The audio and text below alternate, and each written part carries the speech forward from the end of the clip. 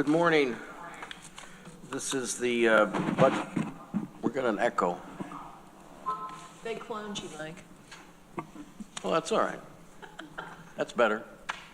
This is the Budget, Capital, and Personnel Committee. Today is Thursday, May 8th. This is Michael Lane, the chair, and we're joined by the full committee today in chambers: Deborah Dawson, Shauna Black, Randy Brown, Veronica Pillar, and Lee Shurtleff. There are some changes to the agenda. We have a couple of resolutions that are not on the agenda that need to be added. One is for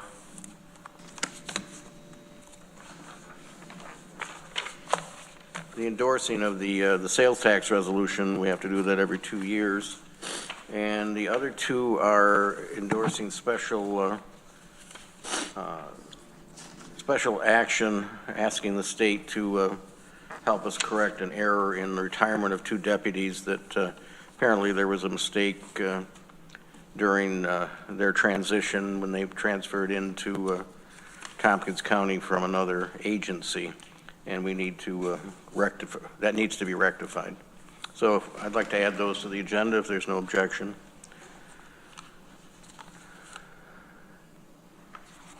And I think that's all, right? Yes. Also, I was going to say that under 8A, we were going to have a fiscal policy general discussion this morning. Lori Scarrett can't be with us, so I think we're going to postpone that until next time. Do you want to do anything with it, Norma? Do we have any public comment this morning?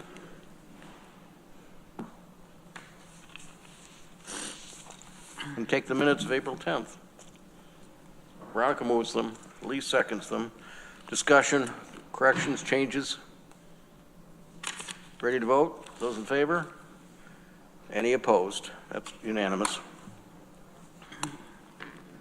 We have an advisory board appointment. Our own Shauna Black to the Workforce Diversity and Inclusion Advisory Board for an undesignated term expiring December 31st, 2026. Someone want to move that? Veronica moves it. Randy seconds it. Do we need an executive session to discuss her qualifications? No, I think we can just diss her in public, don't you think? Gosh, okay. She is elected after all. All right. Any questions on this one? Shall we go ahead and vote? Those in favor? And that's unanimous.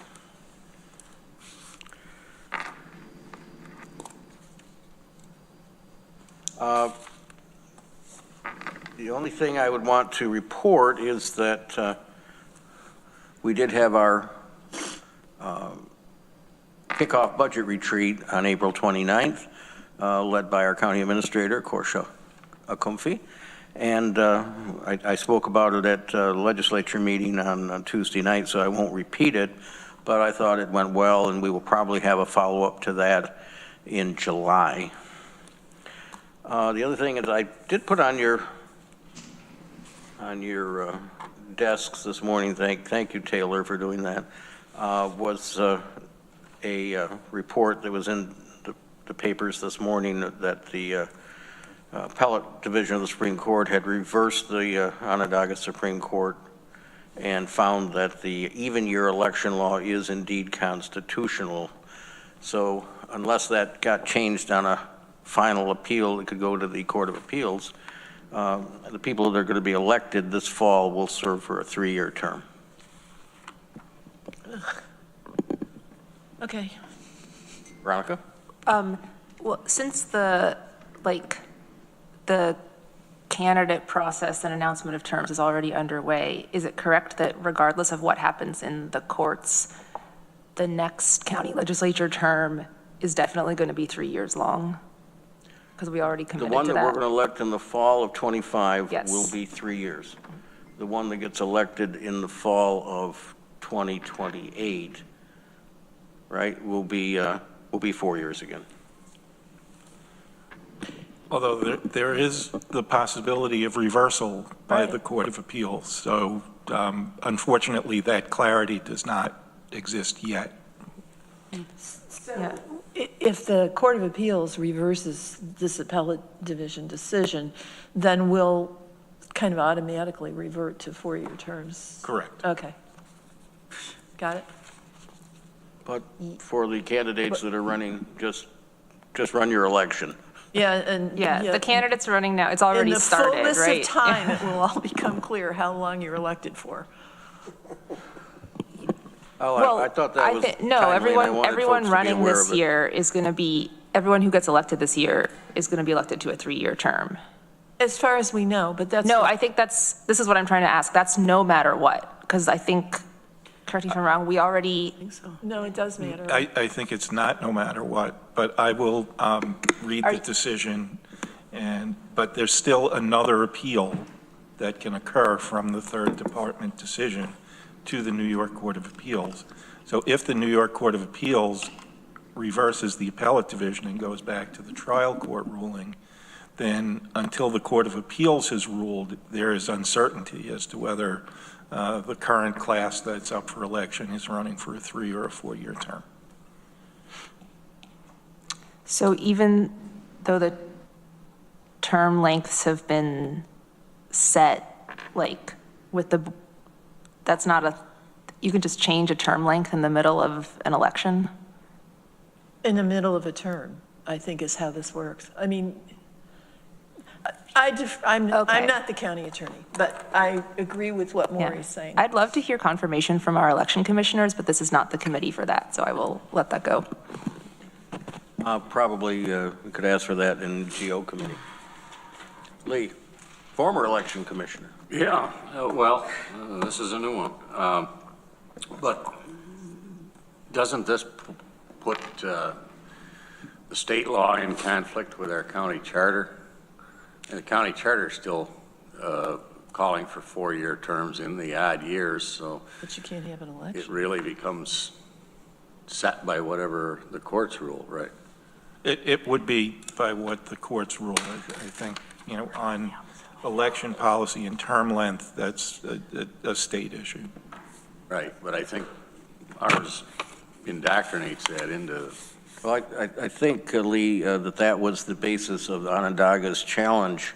Yeah. They Like said home rule. that they have their own charter, and the Supreme Court, the judge in that case said, you're right, but now his decision has been overruled at the mid-level courts, saying, no, the state in this issue has, it is constitutional for the state to do this. So is that the significance of it, whether it's considered a general law or not, that a general law would overrule the home rule? Is that the way this works? I'm not even sure that they got to that, but to the extent, I think terms of office are a matter of statewide concern, so I think it's a general law that would preempt. Thank you. I think given the level of interest in the subject, rather than waiting for GO, I can, review the decision and report on it for the next ledge meeting. That'd be good. Thank you. Okay, we had thought we were going to have TC3 coming in, Dr. Kremenek and Dennis Panagitsis, and talk about their proposed budget. I sent everybody an email earlier in the week explaining that Cortland was not on board with the proposal that TC3 had made for increasing the sponsors' shares. So that means that TC3 has to make revisions to its budget and take it back to its Board of Trustees. So they'll be coming in at a later meeting with a revised proposal.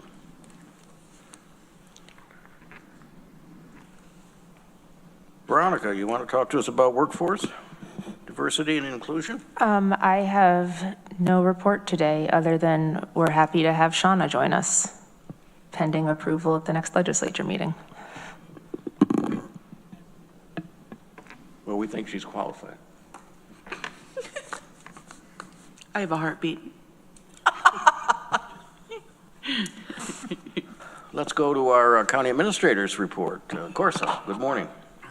Good morning. I think not a lot to report today, just to let you know that yesterday at the particular meeting, we had an opportunity to engage with staff from NISAC.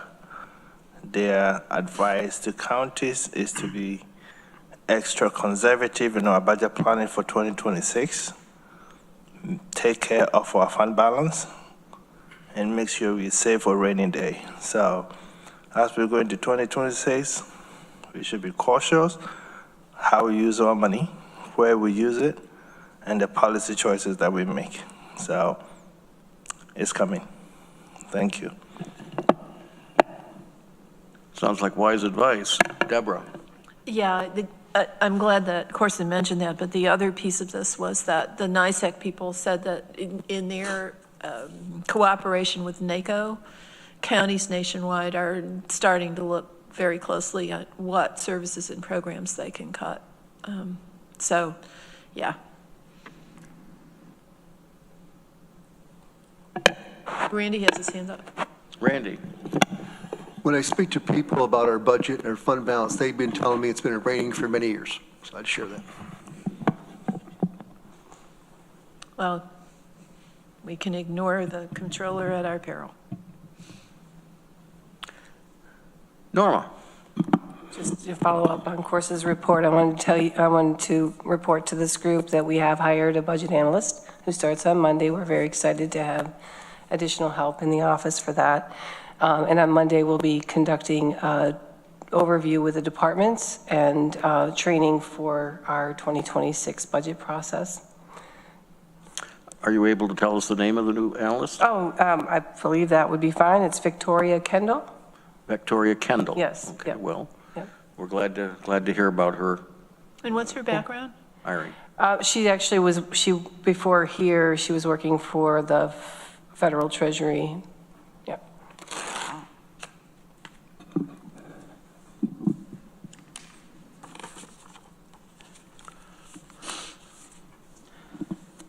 Well, guys, can we hear about the finance department?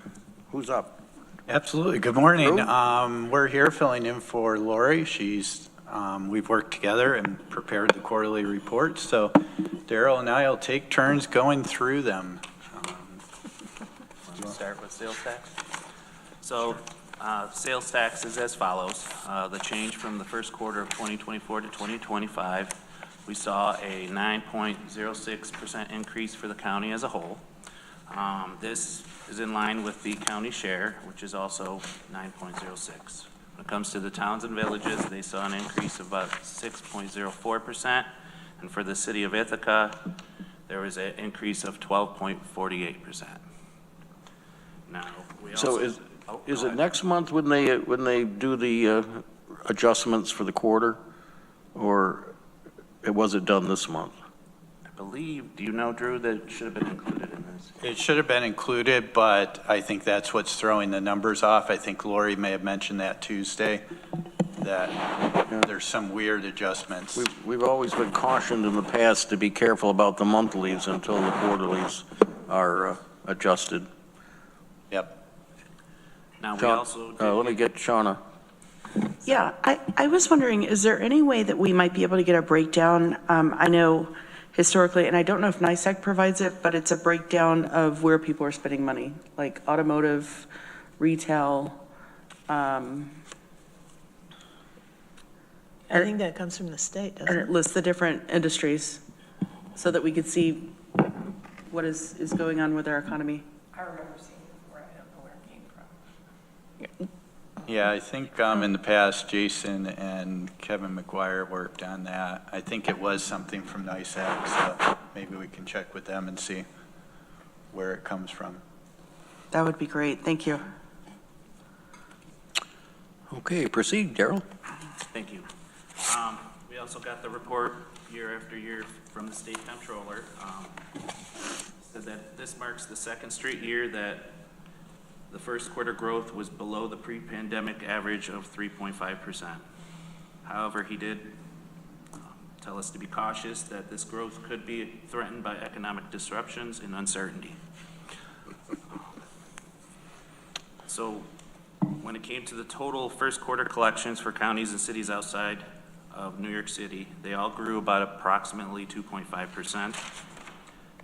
14 of the 18 cities outside of New York City that imposed their own sales tax experienced year-over-year growth in the first quarter. Norwich had the largest increase at 14.5, followed by Ithaca with 12.5. Well, again, I think that's good advice to us from the comptroller. And I still remember when all the state was having, right as we were coming out of the pandemic, all the state was seeing large increases in sales tax, and we had a reduction in Tompkins County. So we don't know what's going to happen. Deborah. Yeah, it seems really confusing to me that we're seeing this big increase, and the comptroller is saying that the average increase is considerably lower for that first quarter. Correct. I think some of the counties didn't see as much of an increase as others, so they kind of average out to 2.5. So I guess we kind of have to wait until maybe the next quarter is behind us so that we can figure out what the trend is, because you suggest that this was this quarter's apparent increase might be due to Some shifting of funds by New York State to true up, or their attempt at truing up. We experienced this through COVID, and you may have recalled that with Rick, that there were a lot of adjustments that we didn't quite understand, and the state never really explained them well. So, you know, people file their sales tax, businesses, companies, individuals, with New York State. They summarize it and send it to us. We don't audit that process. That's not our role. So we take what they give us and say, thank you. So, you know, it all goes on in a black box. Yeah. Yeah. I know NISAC has gotten involved in some of the details in the past for us, and sometimes they can shed some light, other times there's not much. So. Okay. Sean. Do these numbers include the online gambling numbers, or is that calculated annually or quarterly? That's a separate. It's in the casino, isn't it? Yeah, it's casino revenue. Gambling Yeah, revenue. that's part of the, Huh, Yeah, I don't think it would be okay. sales tax. yeah, the only other number that's included in sales tax is the 5-cent bag tax that we give to the recycling waste management. Okay. Well, and it might also put into perspective why the average of all the counties is so low. Is some of our contiguous counties, like Chemung, only saw an increase of 0.9%. Cortland saw an increase of 2.7%. So even though ours was pretty good, some had lower. So Thank you. Go ahead, Randy. Yeah, I was listening to one report that there was a lot of purchases in the first quarter by people concerned about the tariff, especially for like washers and dryers and those kinds of things. So whether that is an impact, who knows, right? It was interesting, though, in the governor's budget that they want to give $200 checks to people because they've collected, based on the sales tax they collected last year, which makes no sense to me. Deborah. Yeah, since you brought that up, I think it's really stupid. I mean, I'm sorry, but $200 or $400 is like a drop in the bucket, given what's going on, and then it costs the state $2 billion for that program at a time when they're passing a budget, knowing that the fit may hit the shan in Washington, and they're not accounting for any of that in their budget. So it's just like insanity. Yeah, I agree. My rant, sorry. And we agree on that. Drink, Randy. Talking about the adjustments in sales tax, I'll give you a little thing that happened quite a number of years ago when Dave Squires was Director of Finance. one month we received an extra $1 million in sales tax. And we couldn't figure out why. And we were just sure when they made all the readjustments, we were going to lose it. But we never did.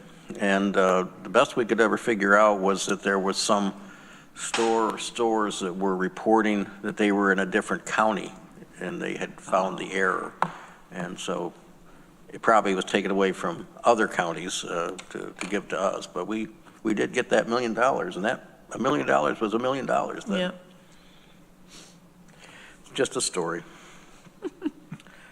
Okay, do we want to go to the investment report? On to the investment report. This is in your packet, starting on packet page 20.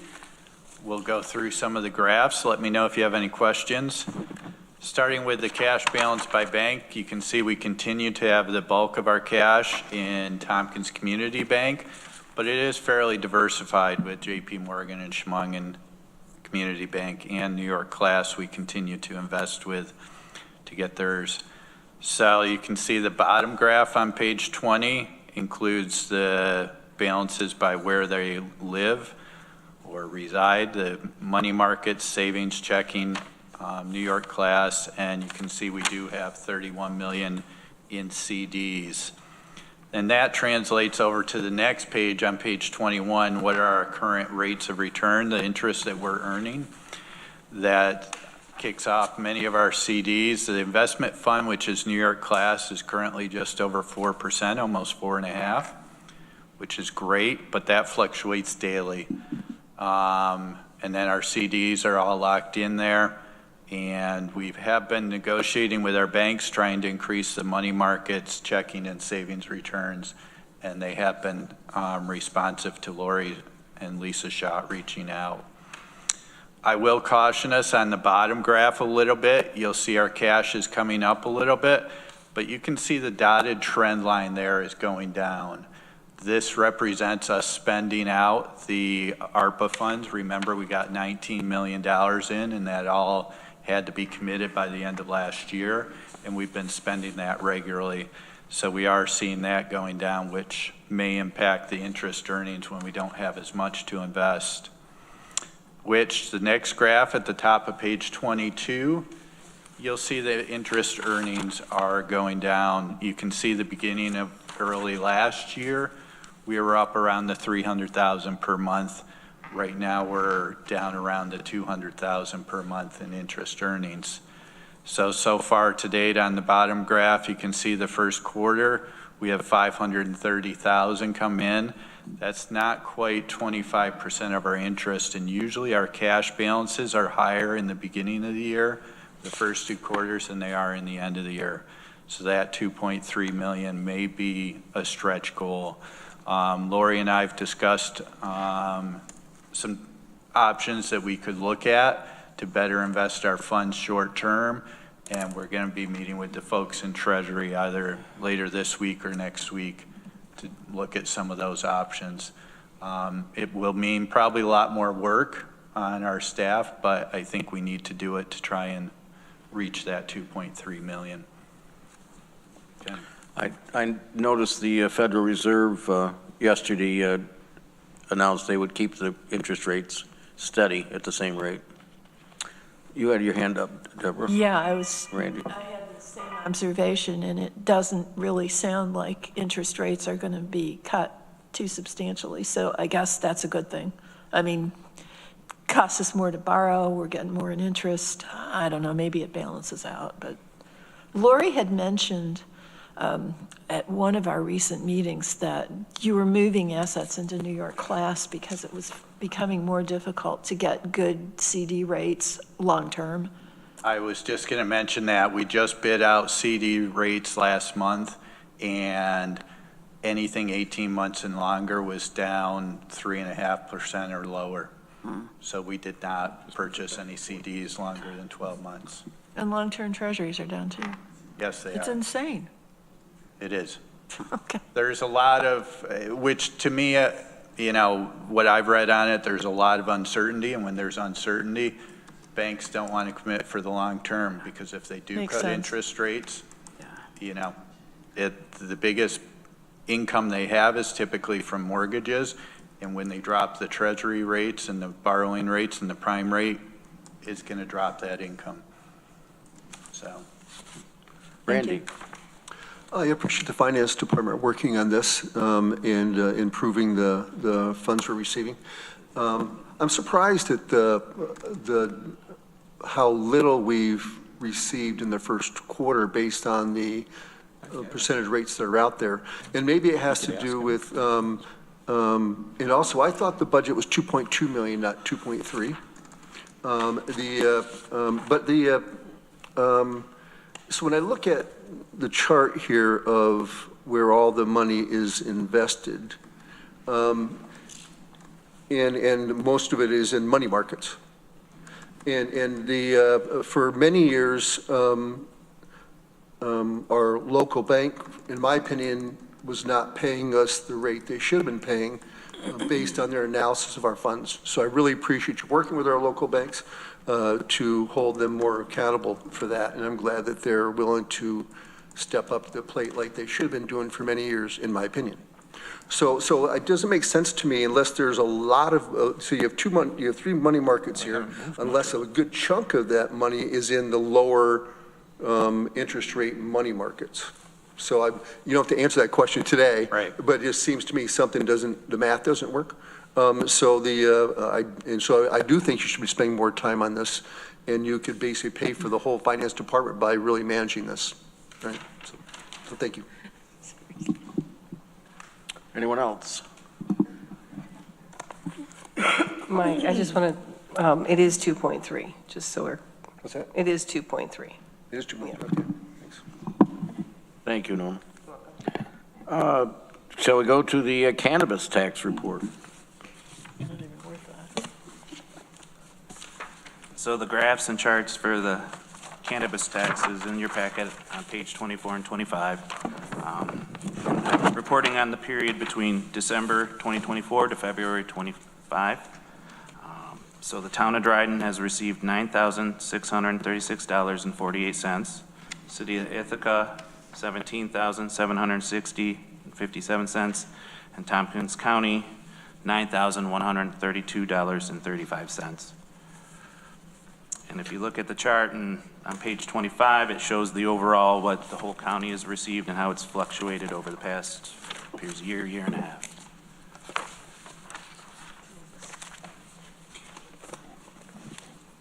Lee, remind me, we did not factor cannabis into the budget, correct? So whatever's there is. Yeah, okay. No. So far, it's pretty small, the amount we're getting. Although I noticed the Dryden entity is advertising very heavily now. I saw billboards in Cortland, and the new electronic billboard on Route 13. The thing that gave me the most pause was when they were advertising on this billboard discounts for veterans, for educators, and for first responders. Well, I think they should include legislators. I won't say anything beyond that. I'd like to add that a few farms in Newfield have been approved for growing marijuana, and also a large packaging facility is been proposed in Newfield as well for cannabis. So, Okay, anything else on cannabis? Let's go to the contingency account report, please.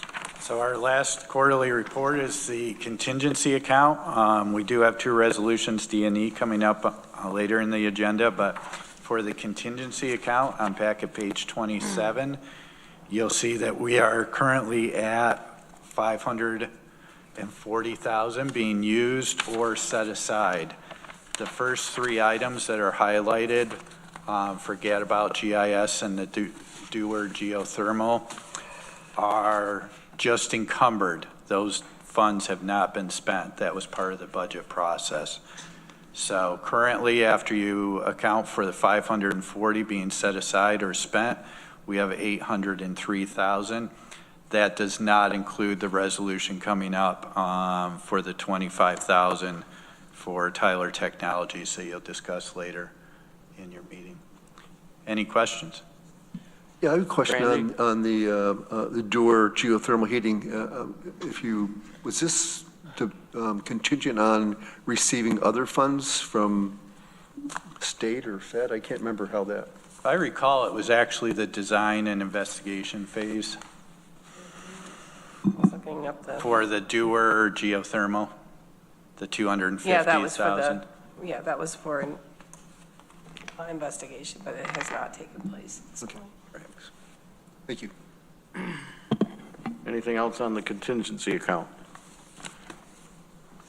Mike, Norma. I just want to make sure, so this is also including the mandate contingency fund as well. This is a consolidation of the two accounts, is that correct? So there was money set aside for mandates as well? I think it's just a regular contingency, isn't it? Okay. I'd have to go back and look in the budget and see. Okay. Daryl or Drew, anything else you'd like to talk to us about this morning? Wanted to bring up that we did an RFP for our auditors. We had about 5 CPA firms that made proposals, and we've come to a conclusion, and we've decided will be included in the resolution in front of you guys. Decided to go with Insero for a 3-year contract. It's $363,600. This is important because not only is it best practice, but it is our policy to RFP, and we've been using Insero for a while, so. They were the lowest bidder, responsible bidder? Insero was not the lowest. However, when evaluating it, we had to take into account the experience they brought, not only in auditing, but in auditing Tompkins County as well. So with that, all things considered, we ended up going with them, even though they weren't the lowest bidder. A couple of the lowest bidders did have some really good proposals, but one thing we noted was, I think 2 or 3, only 2 of them had referenced experience with airports, and that's a big part of our audit, and it's important to get somebody with an experience. They may have had experience, but we did specifically ask in the RFP to mention your experience with airports, IDAs, and other entities like that in the task, the Tobacco Securities Corporation, and the lower bidders did not mention either task or airport. So they were all within about, I think it was 8.5%. So it was a very good bid. There was not a wide range. It wasn't like there was, somebody that was 20% lower than Insero. And Insero was only 8% higher than the lowest bid. So it was we were pleased with the responses we got, and came back that Insero really has some good experience. We also weighted the local partners, and Insero is involved in many of those. So where we do, sales tax is a great example where we pay them. Insero gets to see both sides of that transaction and audits it and gives a very good view of whether that was recorded properly or not. So. Corsa, did you want to mention anything? Yeah, I just wanted to add that our policy on RFPs and RFQs, not necessarily to get the lowest price, but the quality of the service. So we look at the totality of everything in making decisions, not just the price. Makes sense. Randy? Yes, Insero's doing this year's audit, and they sent emails to the legislatures, which I responded to, and so I answered no to one of the questions. And so they got back to me, and the question was, did you feel you have enough information to make a educated analysis of the budget? And so one of the questions I answered no. And so they got back to me on that. What do you mean by no? And so my comment was, that we don't have a real good understanding on the income coming from various departments. And so for me, that's a real concern, and so I responded back to that. So when you see that, that's where that came from, so. And I know, and also stated that we're working on that, and policies have changed, and open gov's a big improvement, and all those things, but it's really difficult to understand the income level on some departments, so. Well, I'm glad to hear that they followed up with you. Yeah. I think that's important. A lot of times an auditor will just send those out and put them in the file that, okay, we asked these questions, yes, everybody answered them. Nothing glaring came out, so. That's why we like Insero. They do tend to understand us a bit better than I think many. Also on the staffing, I'm not sure everybody's aware, but I know you're aware that Lori's retiring. Julie Reynolds, who's been with us for a number of years as a principal account clerk, she'll be retiring Friday. Ooh. So we've got 2 vacancies in addition to 3 other positions we've been recruiting for due to people moving most of the time through the county, so. Yeah. I assume that's on your radar, Larry? It is, for Okay. sure. Yes, Larry and all of HR has been very helpful as I've been trying to fill some of the vacancies, and we've had some difficulties, but not more with people finding other jobs at the same time that we're offering them. So, yes, to add to Drew, currently we have 2 vacancies. We just filled 1, and then if you count the one, Julie Reynolds, that'll be our 3rd, and then Lori will be our 4th once she retires. Wow. Anything else for finance? We appreciate both of you being here today. We'll be taking up resolutions in a few minutes. Guess we go to Human Resources. Good morning. Good Ruby morning. is out of town today, so you're going to have to hear my voice more. So, but today we're going to start out with Samantha. She's going to have a presentation for you. Yep. I am back. Welcome, Samantha. Thank you for having me back. I'm just going to share the screen here so you all can see.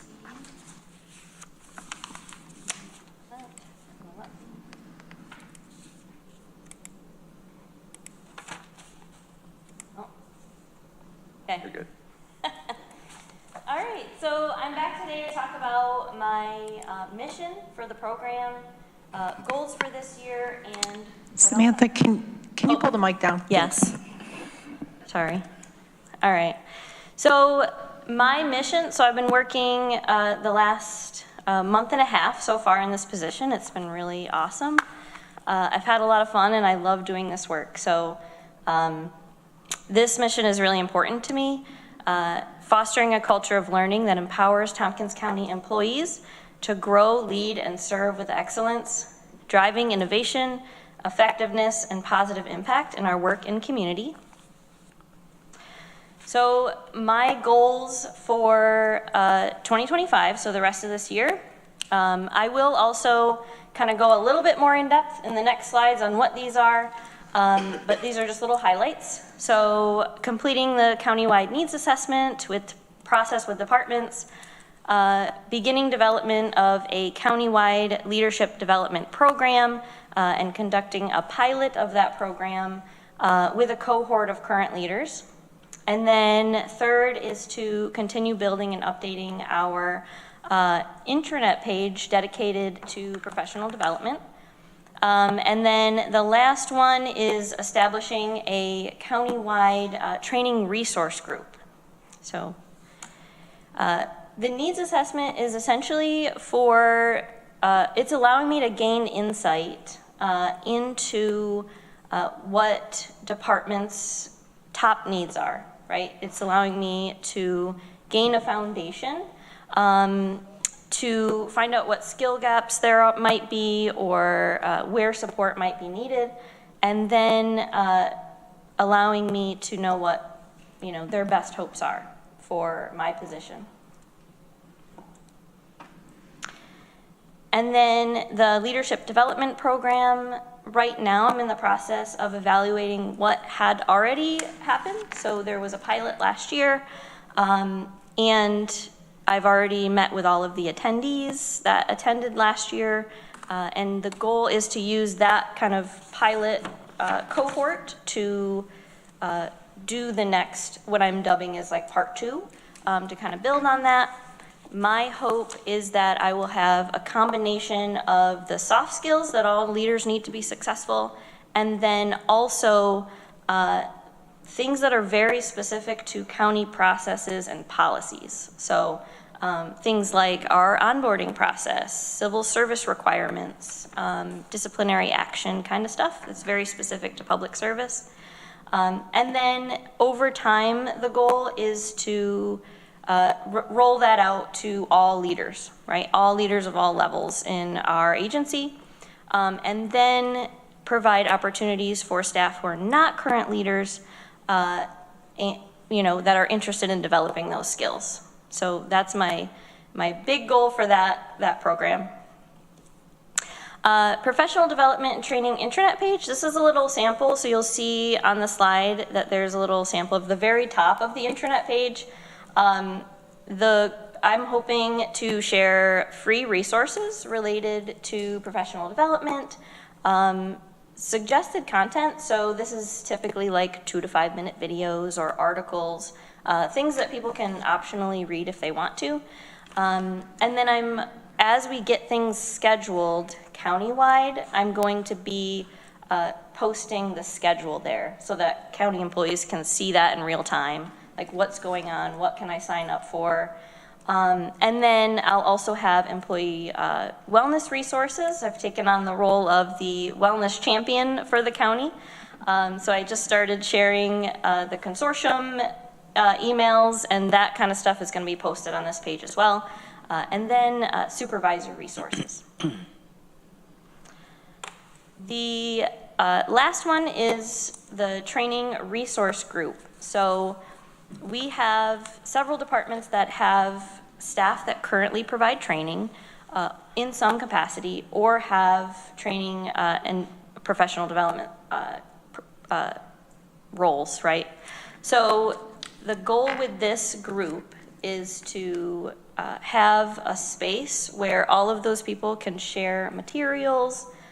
We can use them as a resource to provide insight on what we're developing and going to roll out, to have department-specific feedback on how will this work for your group? How will this impact you if we roll this out, right? And then to have a group of content experts with the specific knowledge, right, that can provide some of these trainings that they might already be doing or that they could do at their department, but countywide. So other things that I'm up to besides those kind of main goals are, the picture on here is a sample of our first newsletter. So I'm helping roll out an HR newsletter for all employees. The goal for this is to be monthly. And it's going to be providing lots of updates from HR that I think will be very important for all employees to know about. And as you can see, inside our first issue is a word from our commissioner. So Ruby's going to introduce what our goal is with this newsletter. It's going to have training and development highlights, getting to know HR, our first feature. Mr. Larry Workman. I drew names out of a little cup, and he was first, so he's happy about it. Yeah, benefits highlights. So there are a lot of benefits that we have at the county, and we get them talked about in orientation, but when you're a new person, you get a lot of information. So having little highlights sent out throughout the year, I think is going to be really impactful for people to know what else is available for them. So beyond the newsletter, I've been helping out at job fairs. I am available to be a resource for departments when they have a need but aren't sure how to meet that in regards to professional development. I'm also able to provide departments with tools to resolve employee relations issues, because oftentimes, if there's an employee relations issue, a way that that can be helped solved is through professional development. And then I've been assisting with employee surveys for department head searches, and just coming up with other things that we can offer countywide. All right. Thank you. Thank you. Questions for Samantha? I have a couple. Okay.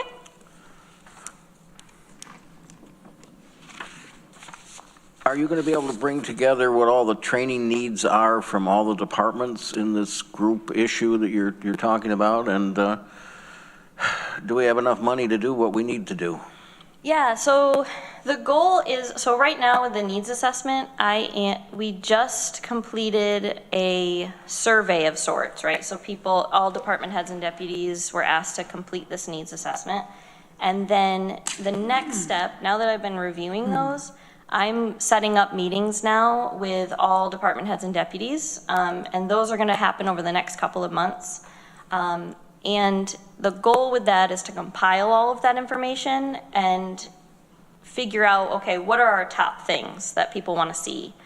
And what I'm hoping to do is to use as many internal trainers as we can, because we have a lot of content experts at the county that can provide a lot of the information that is needed. So I'm hoping that during these meetings I can also find out from departments, okay, so who's a trainer currently, or who might have the capacity for that, right? Like who's a knowledge expert on this specific topic, and would they be able to provide the information?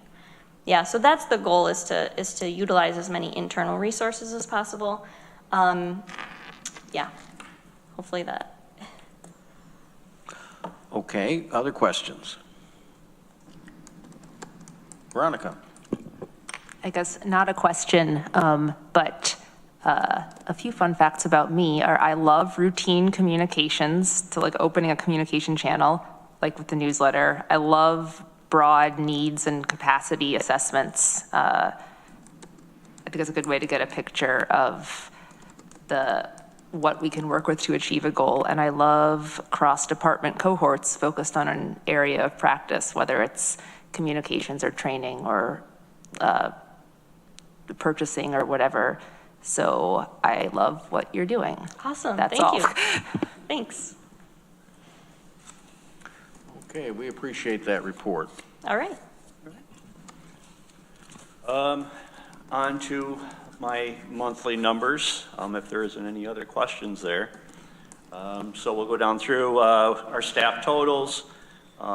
We were at 855 for the month of April. That was 57 JTPAs, the Job Training Partnership Act. So they're holding it pretty good numbers over there at Workforce with that. For recruitment, we posted 34 new titles in April. Currently, there are 18 for county departments and 66 are for the municipalities on our website. So that's about 84 positions, or 84 titles, I will say, that are on our site. So if anybody's looking for anything from medical examiners to psychologists to teachers' aides, we have everything there and in between. So check it out. Job fairs, TC3 had another great job fair. They've had several already this year that we've attended. They're a great partner. I was out there yesterday actually with them, with their Human Services Board. Also Groton High School, their business classes, teacher Mr. Hall out there has been a great partner for the last couple of years. Has me come in and spend a full day speaking to the business classes out there about opportunities at Tompkins County. We talk about benefits and all of this, which is stuff that high school kids don't even know that they need to know. So we're really trying to push that into other schools as well, to get me out there and talk about all of our opportunities in supporting their community. Applications, we are up to 721 applications for April, which is about 125 more than the previous month. 372 were for our municipal partners, but the big number is 349 were for county positions for the month, which is a great number. Civil service, we posted 15 more exams. We gave 4 exams for the month with 8 people in attendance. Help submissions, we're up to 75 county staff have taken advantage of the help program, and 63 more submissions were just sent out last month to be added to that. Exit interviews, I was able to do 2 exit interviews last month. Benefits, we had a great turnout for benefits for our onboarding, 15 people onboarded, and a good share of them took not only just our regular benefits, but our elected benefits also. So that seems to be growing also. The more that we're able to talk about those, the more people are signing up. So leaves, we had 29 disability leaves, 13 cancer screenings, 6 bereavements, and we still had 5 COVIDs. So hopefully that number just gets less and less, but it seems to be holding right about there. Any questions on our monthly numbers? Randy? Is that a normal number for disability leaves, or is that climbing? Or So that's disability transactions for the month. So it could be somebody came in and went back out, but it's about where we ride. Yep. Anything else? I had a question. Being someone who's thinking about retiring here, and we offer dental insurance for our employees if they want to take advantage of that. But apparently that's not an option for the retirees to continue that? I'm not sure how that works, but I am certainly happy to get with our benefits team and get back and report on that. It does seem to me that even if the retiree had to pay the cost of it, that it would be nice if they could continue in the group. For sure. Agreed. I'm sorry? I just said, you don't need teeth your whole life, which is not true. You might get tired of gruel. Ageist. Anything else for Larry or Samantha? Thank you for the report. Thanks for covering for Ruby. Are we ready to go to resolutions? All right, let's take Resolution A, authorizing a public hearing on local law number B of 2026, the tax levy limit. Someone want to move that? Sorry, Randy, and then Veronica seconded it. Anyone want to mention this? Ready to vote? Those in favor? Any opposed? Resolution B, adoption of local law number B of 2025, a local law overriding the tax levy limit for 2026. Someone want to move that? Deborah, seconded by Veronica. Discussion? I thought this would have discussion. We'll start with Randy, then go to Lee. I'm going to vote for this because, well, I'm sure we'll have a debate about this in our legislature. So. My position hasn't changed. It's a timing and messaging issue. But I'm not going to belabor it. We've discussed it for 4 years. Deborah? Yeah, we have this debate every year, but this year, after our budget retreat, when we discovered that maintenance of effort by itself exceeded our tax cap by almost 4%, I think. 2%. Close to 2%. I think this is going to be a very tough budget year, and I think that this law may come in handy for the first time in a while. And apropos of this discussion, for those of you who were in at Tiger yesterday, one of NISAC's legislative initiatives this year, one of their top 5 is to decouple the raise the age funding from the tax cap, which suggests to me that a lot of counties are facing issues very similar to ours.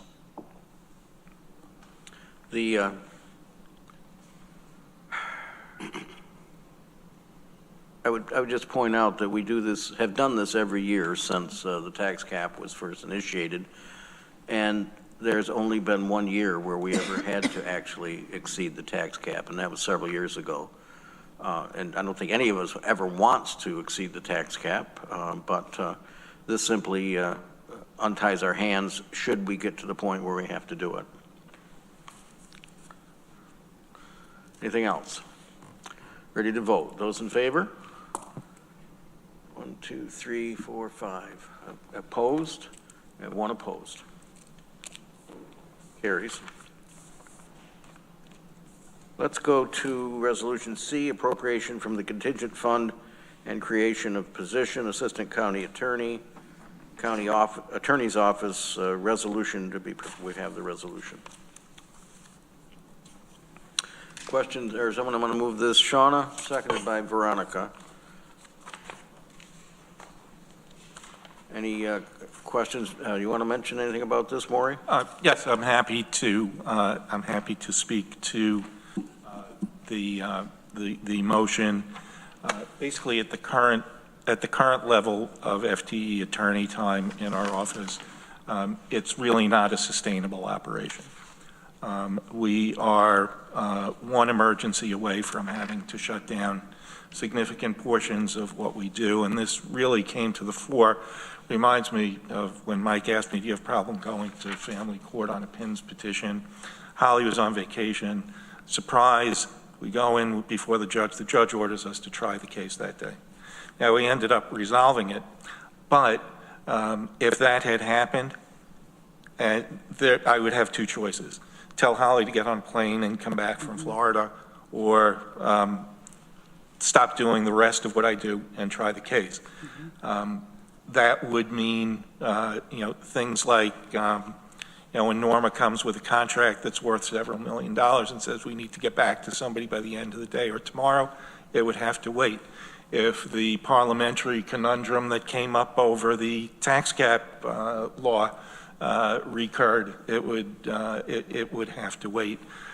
So it makes us very inefficient, and it makes our operation kind of risky.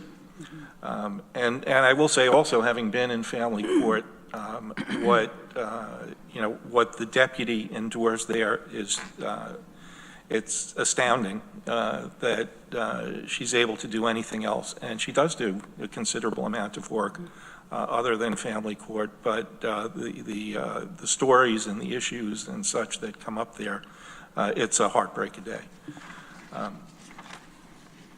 What would the assistant do? Like the rest of us, a bit of everything. We need somebody with a good concentration in municipal and county law, or a willingness to learn it, litigation, land use, and some labor and employment. This person would do fact gathering, research, analysis, a lot of drafting, things that either I have to do or Holly has to do, and it really slows us down. And there are initiatives that are, and policies that are slowed down because of it. So that is the basic reason. I offered a comparison to the city of Ithaca, which has more than double our attorney FTEs for what I would say is a comparable, if not smaller, amount of legal work. We have important policies that are delayed, and when you don't have enough attorney staff, I think the biggest risk to the legislature and to department heads is the unknown, because a lot of times I've seen this looking back, and we're still working on some of these things. If you fly blind, there could be damage. So it's important for everyone to know that they can and when they should consult with legal counsel, and this would really help with our office's ability to do that. Corsa, did you want to say something? Yeah, I just wanted to add that coming here, I think yesterday was my 4-month anniversary, and it's exciting what the county attorney's office does for us. I've engaged several counties, and the degree of involvement is way less, which is absolutely amazing. And I think even though we're not great in terms of numbers, but speaking in perspective of budget office, this is critical investment. It's worth every single cent that we put into it. So we in the budget office will support it 100% to get somebody there to get help so that we can move some policies ahead. We have a lot of policies that are being pushed back based on urgent issues that are coming up. So I hope you will support it so that we can get additional help in that office. Thank you for that. Lee?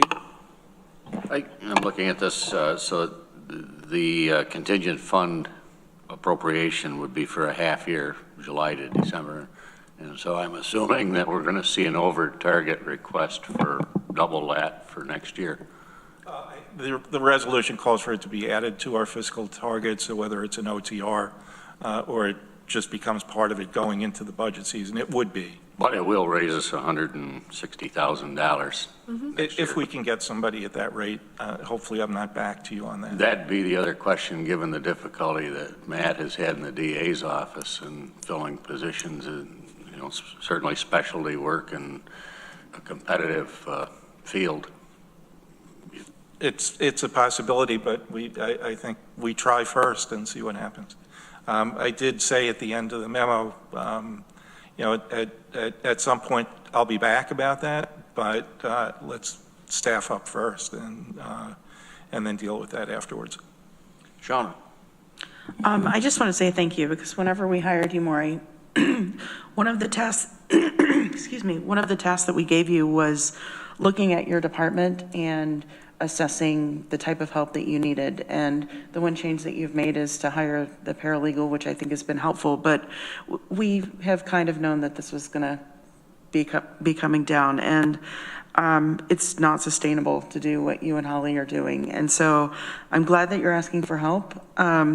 There are many more tasks that you're doing now in your office than we've ever done. Because typically we've farmed those out. So my guess is in the long run, this is probably either going to be break even or, could even save us being charged by outside agencies. So good luck with the hiring. I definitely support this. I think that our legal department is one of our essential departments in order for us to operate smoothly. So thank you. Randy? Yeah, Maury, thanks for your lengthy memo on this. In explaining it, it made sense to me. I have a few questions. Do we get a lot more foils than we used to, or do they all go through your office? They do. They do, and we're addressing that a couple of ways. One is we're on the trail of a program to automate that to a degree, and also the additional paralegal would help with much of the legwork on that. Sometimes with FOIL, with particularly difficult issues, there's some attorney time involved. There's some attorney time in appeals, but hopefully the bulk of that will be addressed through the additional paralegal and the automation. But yes, FOILs are increasing both in volume and in the scope of materials that are sought. Family court litigation is expanding in volume and the complexity of the issues, Lance's people do a really good job on pushing back on some of our prosecutions, which make them complex and labor intensive. The rest of our work is expanding as well.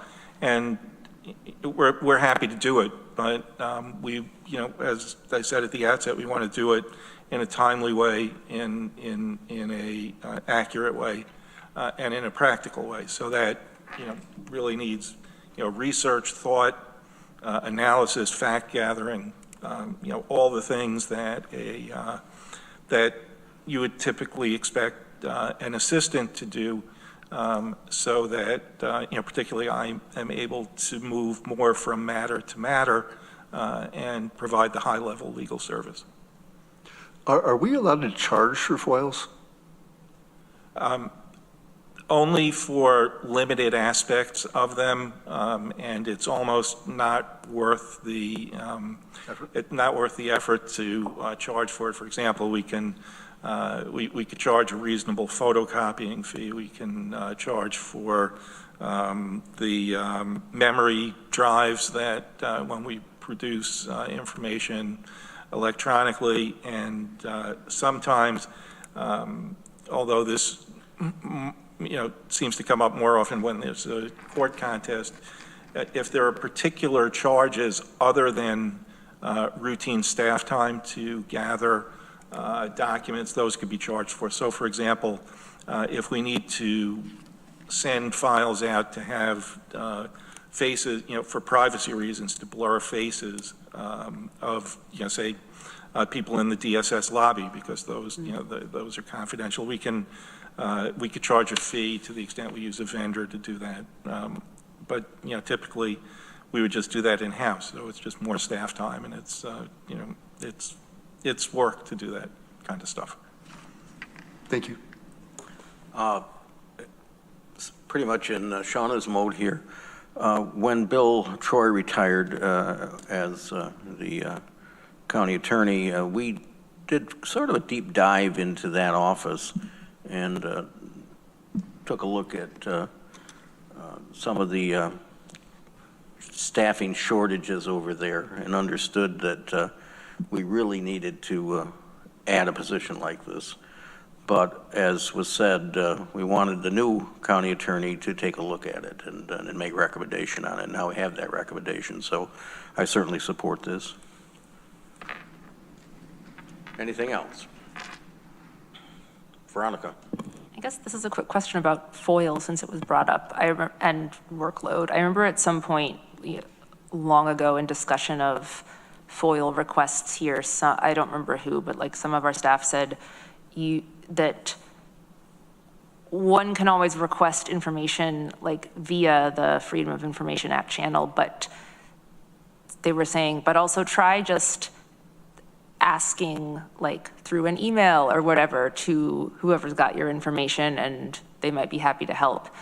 So in a, not with Tompkins County, but elsewhere, I happened to be looking for a police report, and I had the number of it, and I thought, well, I'll call the law enforcement agency desk in question and be like, could I have a copy of this? And they said, you have to file a FOIL request. Again, this wasn't Tompkins County, but I'm wondering, do we do that? I know that as a general rule, when a member of the public, including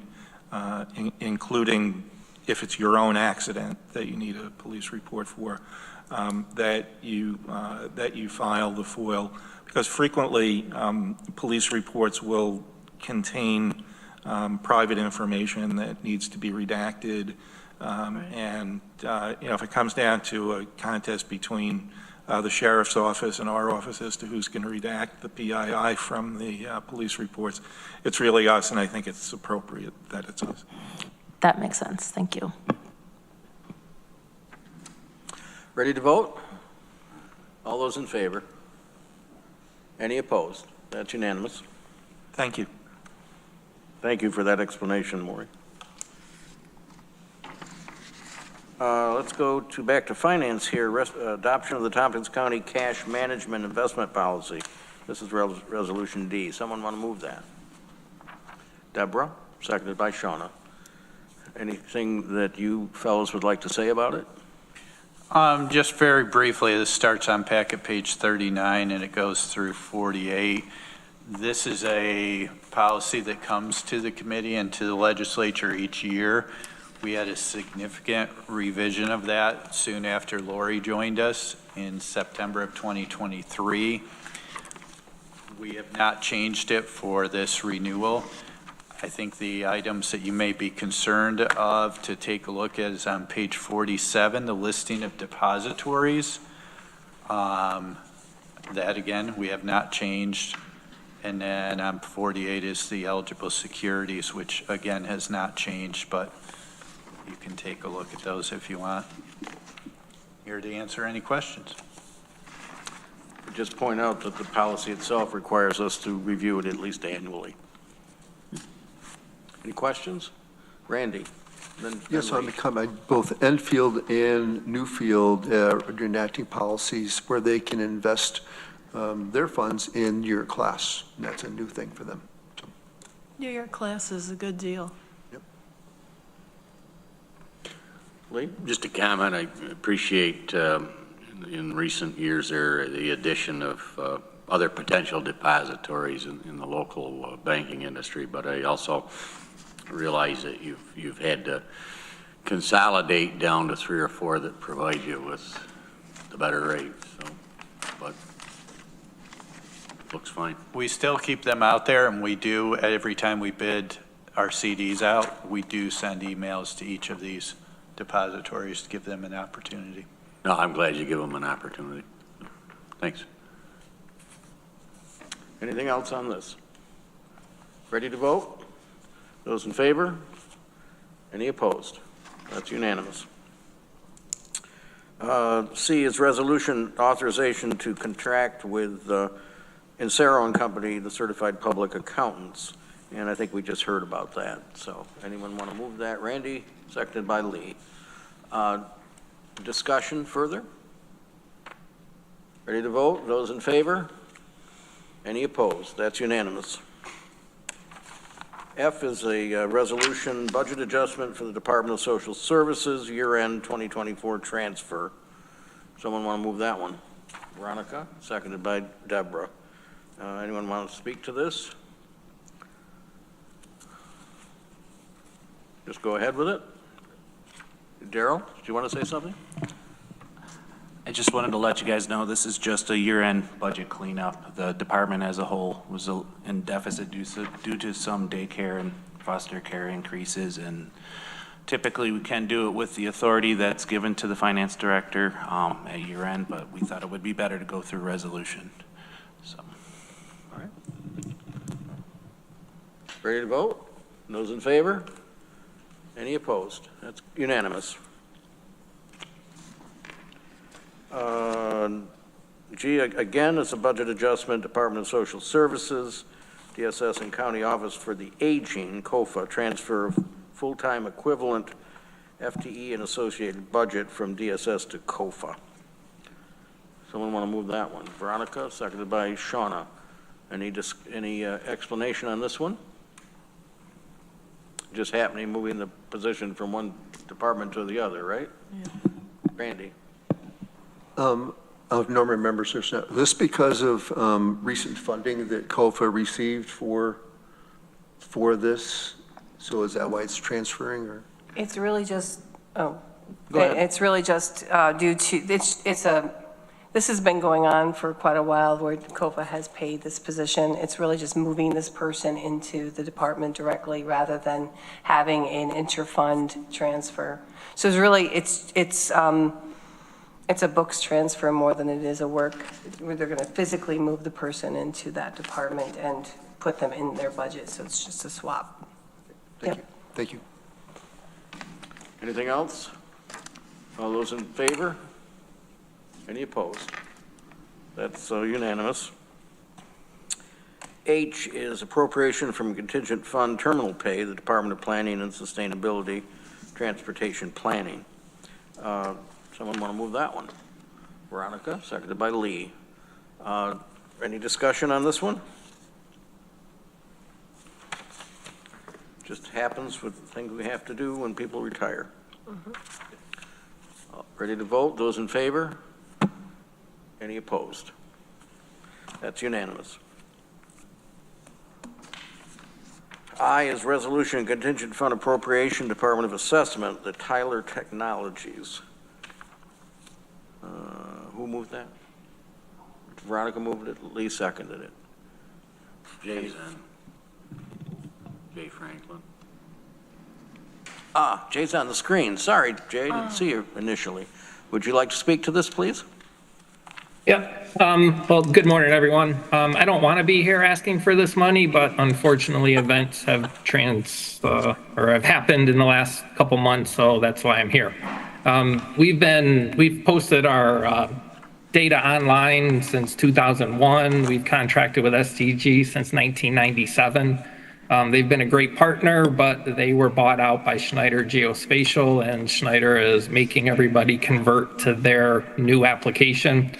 So I just don't want to do a conversion and then immediate after do our conversion that we funded in the 2025 budget to Tyler Technologies. So I contacted Tyler and said, hey, can we accelerate getting something done in order to get our assessment data online? So they came back with this proposal, and it's only $8,000 to $11,000 increase over what we would be charged with a 3-year contract with any of the other vendors who we would consider. So this is just a way so that I don't have to convert our images to another company and then try to convert from that other company into Tyler. Let's just go straight to Tyler and make things simpler. And Corsa, this is recommended by your department? Yes. Any questions for Jay? Ready to vote? All those in favor? Any opposed? That's unanimous. Now we got some that we've added to the agenda here. This is endorsing state legislation A 8155, and we'll add the Senate number, extending existing sales tax and use tax authority of the Tompkins County, the County of Tompkins. This is our, every 2 years we have to do this because the state makes us jump through hoops to continue to have our extra 1% sales tax. Someone want to move that? Deborah moves it, Veronica seconds it. Discussion. Ready to vote? All those in favor? Any opposed? That's unanimous. Thank you. And then we've added these 2 resolutions regarding the retirement of 2 employees. You want to take them separately, take them together? It's we're asking for state legislation so that this error can be corrected. Deborah's moving. Yeah, I don't mind moving both of them forward, because my real question is I don't understand what the difference is between these 2 programs. So if somebody could explain that, that would be great. I don't know, someone want to speak to that? You mean between the 25-year retirement and the 20-year retirement? Yeah. It's complicated? Much more lucrative, the 20-year retirement. Does it cost us more? Yes. And why are these 2 people, well, let's just move it and then I can ask my question. Does everybody else have a 20-year? Everybody else in the sheriff's department has 20-year. Oh, okay. So was it timing or? Yeah, it was an issue when it was, they did the transfer in to us. So it was a benefit to us to have the transferees to fill positions. And it's fairer to them that they get treated like everybody else? They should be treated the same, yeah. Okay, And got they it. were transfers, Mike? I'm sorry? They were transfers from other agencies? That's what I've been told. So we didn't pay their training costs? I know Katrina talked with, you want to mention you talked to Jen Olin this morning? I spoke with the undersheriff this morning, and this was just an error when they were onboarded, and we're just correcting an error. It is, the resolution does state the fiscal impact for the county for each of them. Thank you. Does someone want to move one or both? Lee? Both. Okay, and is there a second for both? Seconded by Shauna. Further discussion? Shauna? So I just want to clarify. So what we've been asked to do, we have to make an appeal to the state. And so the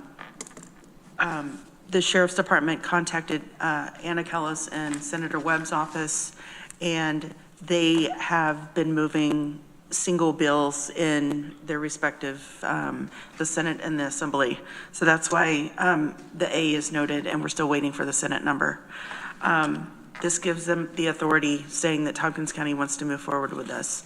We'll send this back to the Senator and Assemblywoman, and then that will give them the authority, and then hopefully the governor will sign off once the budget's been passed. Yeah. Now that the budget has been moved forward, you'll see a whole flurry of those things. And they generally end a session. Public safety has probably dozens of these statewide that run through in the last part of the year. As someone wiser than I once said, no one is safe as long as the New York State Legislature is in session. Okay, are we ready to vote on the two resolutions? Those in favor? Any opposed? That's unanimous. Okay, so I think that's all of our resolutions. And I wonder if we have any member reports this morning from any of our members of the committee. Veronica. Only briefly, I'm wearing yellow today because of a school spirit day. It's Youth Mental Health Awareness Week, and today is celebrating joy. But it does also match our agenda. And I'm wondering if folks want to do this on purpose sometime to challenge GO for best committee. That's all. I don't even own anything yellow. We are the premier committee. But yes, a former Newfield School Board member over there is not wearing the colors. All right, I think it was high school only. We'll give him a pass. I do have a green shirt. Any other member reports? Lee or Randy? Shauna or Deborah? Is there anything else that would like to come before the Budget Committee this morning?